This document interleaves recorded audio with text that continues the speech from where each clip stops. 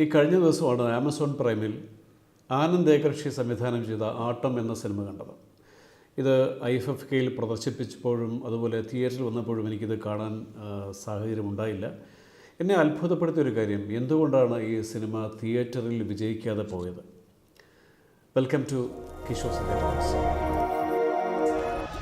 ഈ അടുത്തിടെ ഞാൻ കണ്ടിട്ടുള്ളതിൽ എനിക്ക് ഏറെ ആകർഷിച്ച ഒരു സിനിമയാണ് ആട്ടം. ഈ സിനിമയുടെ ഒരു പ്രത്യേകത എന്ന് പറയുന്നത്, നിങ്ങളിൽ പലരും ഈ സിനിമ കണ്ടിട്ടുണ്ടായിരിക്കും. ഏതാണ്ട് കലാഭൻ ഷാജോൺ അല്ലെങ്കിൽ വിനയ് ഫോർട്ടൊക്കെ തുടങ്ങിക്കഴിഞ്ഞാൽ ഇതിനകത്തുള്ള ബാക്കി നടന്മാരെയൊന്നും നമുക്ക് വലിയ പരിചയമില്ല. ഇവരൊക്കെ നാടക പ്രവർത്തകരാണെന്ന് ഞാൻ മനസ്സിലാക്കുന്നു. ആനന്ദ് ഏകർഷി സംവിധാനം ചെയ്ത ചിത്രം 12ഓളം ഒരു നാടക ട്രൂപ്പിലുള്ള 10-12 പേരുടെ കഥയാണ് പറയുന്നത്.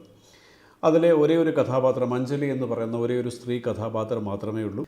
10-16 വർഷമായിട്ട് ഈ ട്രൂപ്പിൽ പ്രവർത്തിക്കുന്ന അഞ്ജലി എന്ന് പറയുന്ന ഈ കഥാപാത്രത്തിന് കൂട്ടത്തിൽ നിന്ന് നേരിടേണ്ടി വരുന്ന ഒരു സെക്ഷൽ അബ്യൂസിനെ ചുറ്റിപ്പറ്റിയാണ് ഈ കഥ വികസിക്കുന്നത്.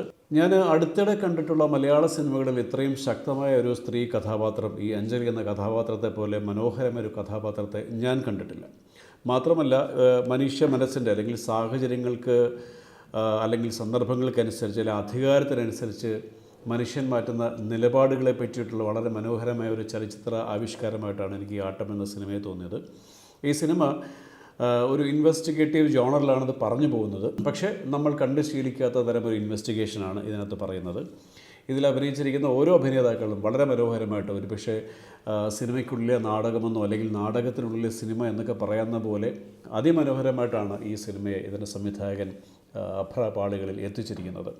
മാത്രമല്ല, ഇതിനകത്ത് നമുക്ക് പറയുകയാണെങ്കിൽ എനിക്ക് തോന്നിയൊരു കാര്യം, ഒരു സ്ത്രീ വിരുദ്ധത അല്ലെന്നുണ്ടെങ്കിൽ ജെൻഡർ ഡിഫറൻസ്, മനുഷ്യൻ്റെ ഒരു കപടത, അതല്ലെങ്കിൽ നമുക്ക് പലതരത്തിലുള്ള കോംപ്ലക്സുകൾ, സുപ്പീരിയോറിറ്റി കോംപ്ലക്സ് അല്ലെങ്കിൽ ഇൻഫീരിയോറിറ്റി കോംപ്ലക്സ്, ഇതൊക്കെ മനുഷ്യർക്കുണ്ട്. ഇങ്ങനെ മനുഷ്യരുടെ സഹജമായ വിവിധ തരം മാനസിക പ്രത്യേകതകളെയാണ് ഈ ചിത്രം നമുക്ക് കാണിച്ചു തരുന്നത്. എന്തായാലും അടിസ്ഥാനപരമായിട്ട് അവസരവാദികളാണ് മനുഷ്യരെന്ന് പറയുമ്പോഴത്തേക്കും, അല്ലെങ്കിൽ നമ്മൾ ഗ്ലോറിഫൈ ചെയ്യുന്ന ക്യാരക്ടേഴ്സ് പോലും ചില അവസരങ്ങൾക്കനുസരിച്ചിട്ട് നമ്മൾ എത്രമാത്രം മാറിപ്പോകുന്നു എന്നുള്ള മനുഷ്യ മനസ്സിൻ്റെ ഒരു പരിച്ഛേദമാണ് സിനിമ.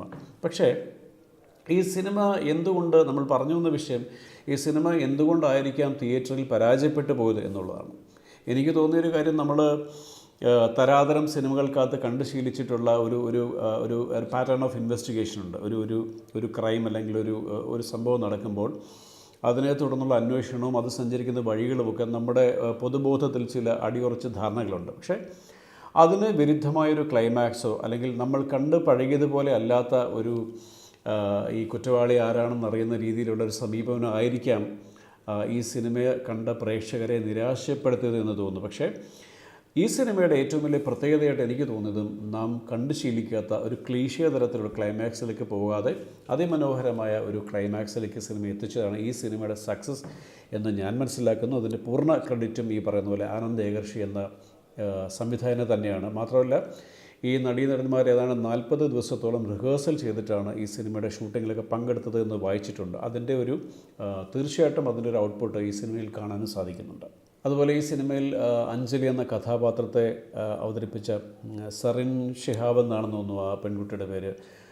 ഇത്രയും മനോഹരമായി അഭിനയിക്കുന്ന പെൺകുട്ടികൾ മലയാള സിനിമയ്ക്ക് ഒരു വരദാനം തന്നെയാണ്. തീർച്ചയായിട്ടും ഈ ഒരു കഥാപാത്രത്തിനെ ആശ്രയിച്ച് പോകുന്ന കഥയിൽ അവരുടെ അഭിനയവും എടുത്തു പറയേണ്ടതാണ്. തീർച്ചയായിട്ടും ഈ സിനിമ നിങ്ങൾ മിസ് ചെയ്തെന്നുണ്ടെങ്കിൽ ഞാൻ പറയുന്നു, ഇനിയെങ്കിലും നിങ്ങൾ ഈ സിനിമ മിസ് ചെയ്യാതിരിക്കുക. അല്ലെങ്കിൽ ഇത്തരം നല്ല സിനിമകളുടെ ശ്രമങ്ങളെ നമ്മൾ പ്രോത്സാഹിപ്പിച്ചാൽ മാത്രമേ മലയാളത്തിലോ അല്ലെങ്കിൽ ലോക സിനിമയിലോ ഇന്ത്യൻ സിനിമയിലോ നല്ല സിനിമകൾ ഉണ്ടാവുകയുള്ളൂ. ഒരിക്കൽ കൂടി ഈ ആട്ടം ടീമിനും ആനന്ദ് ഏകർഷിക്കും അതിൻ്റെ എല്ലാ അഭിനേതാക്കൾക്കും സാങ്കേതിക പ്രവർത്തകർക്കും ആശംസകൾ.